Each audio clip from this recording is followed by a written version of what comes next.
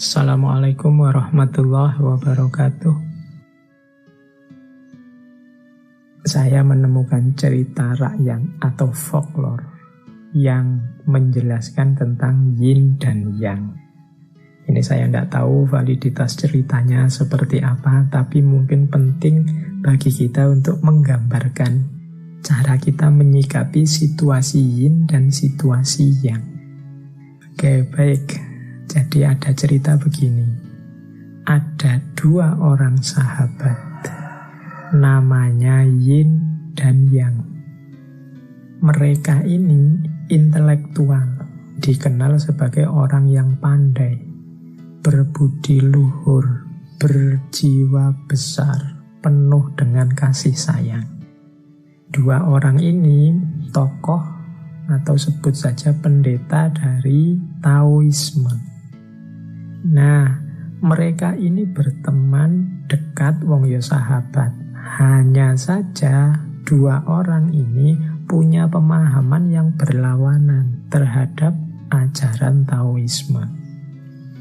Yo karena dekat, saling bersahabat, ketika punya pendapat yang kontras, yo mereka terus jadi sering diskusi, sering beradu pendapat, siapa yang pemahamannya paling benar. Dan yo karena sama-sama pinter, sama-sama punya argumen, diskusi ini tidak selesai-selesai. Masing-masing kukuh dengan pandangan dan prinsipnya sendiri-sendiri. Sampai dua-duanya sama-sama capek.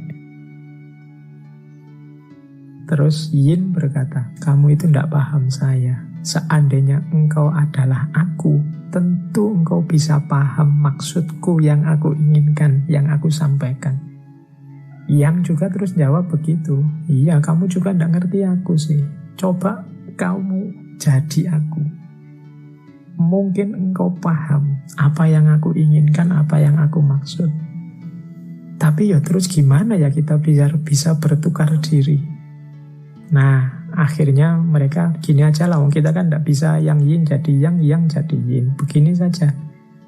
Sekarang kita sepakati 40 tahun ke depan engkau fokus mempelajari ajaranku, katanya Yin pada Yang, dan Yang juga fokus mempelajari ajaran Yin. Jadi Yin akan fokus mempelajari ajarannya Yang juga fokus mempelajari ajarannya Yin. Jadi dibalik. Misalnya Yin itu pendapatnya A, maka sekarang Yang coba tahun-tahun ke depan fokus mengkaji A saja. Dia fokus mempelajari A-nya Yin juga mempelajari B-nya Yang. Jadi saling mempelajari. Ini terus diputuskan 40 tahun ya. 40 tahun mungkin cukup lah. Aku ngerti pendapatmu dan kau ngerti pendapatku. Nah, mereka ini karena sudah sepakat sungguh-sungguh, ya mereka terus belajar mendalam. Serius, selama 40 tahun mereka sungguh-sungguh belajar. Bukan belajar untuk mencari kesalahannya, tapi memang sengaja belajar untuk ngerti maksudnya. Kadang-kadang kan kita kalau sedang ada urusan ingin berdebat atau menjatuhkan pandangan yang lain, kan fokus kita adalah mencari salahnya pendapat yang lawan kita. Tapi ini ndak pakai pola itu, yo belajar apa maksudnya pendapatnya lawannya, Yin dan Yang ini. Nah, setelah 40 tahun, ini sudah sama-sama tua ini. Mungkin sudah sama-sama sangat kangen. Semula bersahabat, sekarang terpisah 40 tahun untuk mengkaji ajarannya sahabatnya. Nah, begitu 40 tahun, mereka kemudian datang ke tempat yang sudah dijanjikan. Nah, mungkin teman-teman menebaknya, wah ketemu itu sudah langsung diskusi lagi panjang lebar. Ternyata begitu bertemu, mereka hanya saling memandang, saling tersenyum, kemudian saling berpelukan dan berkata, saudaraku, engkau selalu dalam diriku dan aku ada dalam dirimu. Sejak saat itu, tidak ada lagi diskusi-diskusi. Lewat pelukan itu saja, dua-duanya sudah saling memahami. Tidak harus susah payah menjelaskan, susah payah merumuskan, mencari. Mereka sudah saling paham, begitu bertemu, saling tersenyum, kemudian saling berpelukan. Silahkan teman-teman menarik kisah rakyat ini dengan bagaimana cara kita menyikapi yin dan yang dalam hidup. Ada yang positif, ada yang negatif. Kalau ingin mencari titik temu, ya tidak mungkin. Wong ini hukum alam, hukum semesta. Yang yin ya biarkan tetap yin, yang biarkan tetap yang. Dua-duanya ini saling butuh dalam identitasnya masing-masing. Dalam yin ada yang, dalam yang ada yin. Kalau dipotong yang, maka yin tidak utuh. Kalau dipotong yin, yang juga tidak utuh. Dua-duanya paham sekarang, aku saling butuh. Dunia ini lengkap ketika aku ada dan dia ada. Nah, ini cara kita menyikapi, mudahnya adalah menyikapi perbedaan. Menyikapi kontras-kontras dalam kehidupan. Yang berakhir dengan saling memandang, saling tersenyum, kemudian saling berpelukan. Nah, ini cerita pertama. Semoga bisa memudahkan bagaimana cara kita menyikapi yin dan yang dalam kehidupan. Baik, terus saya bawakan satu lagi. Ini juga cerita rakyat yang hubungannya sangat erat dengan yin dan yang. Kesedihan dan kesenangan, kesulitan dan kemudahan. Ternyata tidak sesederhana yang kita rumuskan. Kadang kegembiraan itu ternyata sumber masalah yang menyedihkan. Kadang kesedihan adalah awal dari kebahagiaan. Nah, ada cerita, ini populer sekali, tentang seorang petani tua yang memelihara kuda. Mungkin di sesi ngaji yang mana pernah saya ceritakan ini. Semoga teman-teman ada yang masih ingat. Ini saya ceritakan pada yang belum pernah dengar atau sudah lupa.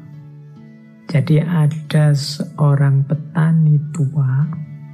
Yang petani tua ini memelihara kuda. Kudanya ini pokoknya kudanya top, sangat baik kualitasnya.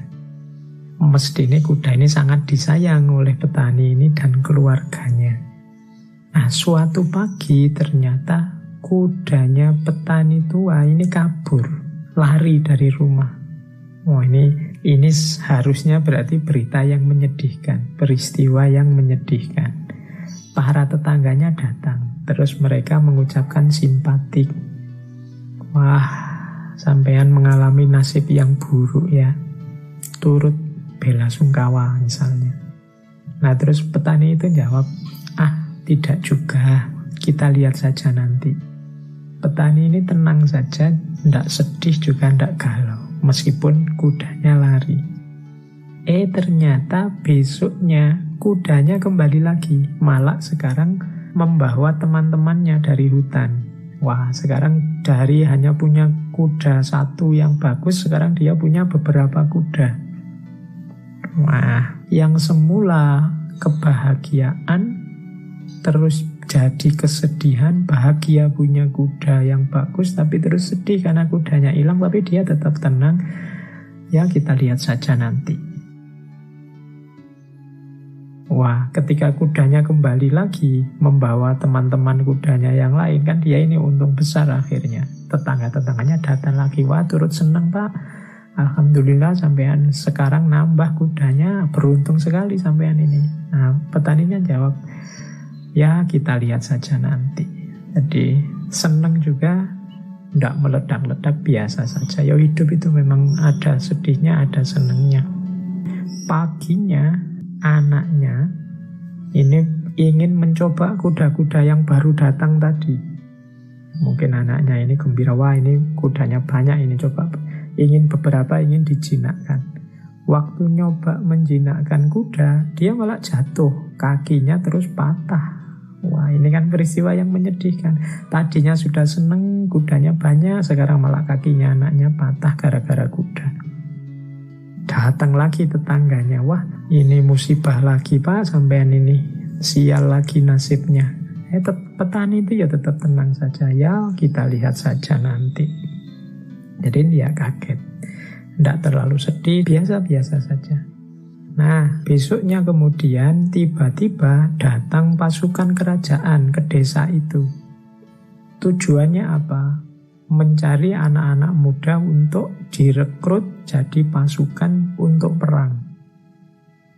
Nah, anaknya petani tadi akhirnya tidak dibawa. Kenapa? Ya kakinya patah, tidak layak untuk diikutkan perang. Sehingga malah selamat dia. Wah, ini keuntungan kan? Wah, tetangganya datang lagi ke rumah. Wah, sampean itu kok hidupnya beruntung terus ya Pak? Kok enak terus? Ya petani itu terus bilang, ya kita lihat saja nanti. Dan seterusnya cerita. Ini sebenarnya ini menggambarkan hidup itu ya dinamis, dialektis. Kadang senang, kadang susah. Mbok ya kita tanggapi biasa saja. Kadang kesulitan membuahkan kemudahan, kebahagiaan, kesenangan. Kadang kesenangan melahirkan kesedihan justru, dan seterusnya. Kesenangan punya kuda bagus, ternyata melahirkan kesedihan, kudanya lari. Sedih karena kudanya lari, ternyata melahirkan kesenangan karena kudanya balik malah bawa teman-teman kudanya yang lain. Senang dapat kuda banyak, ternyata malah kakinya anaknya patah. Sedih karena kakinya anaknya patah, jadinya malah seneng karena tidak jadi diambil oleh pasukan untuk ikut perang. Ini dinamika hidup. Makanya petani tadi mengajari kita bagaimana kita mengikuti saja ritme hidup, ritme alam. Hidup secara alami saja, luwes saja, fleksibel saja. Hidup itu memang selalu berpasangan, senang, sedih akan selalu begitu. Dan tidak harus ditanggapi dengan berlebihan. Itulah polanya orang hidup, kadang senang, kadang sedih. Baik, semoga sampai di sini semakin bisa tergambar bagaimana cara kita menerjemahkan dua unsur dalam hidup ini, yaitu yin dan yang. Oke, baik, saya akhiri sekian, kurang lebihnya mohon maaf. Wallahul muwaffiq, wallahu a'lam bissawab. Wassalamualaikum warahmatullahi wabarakatuh.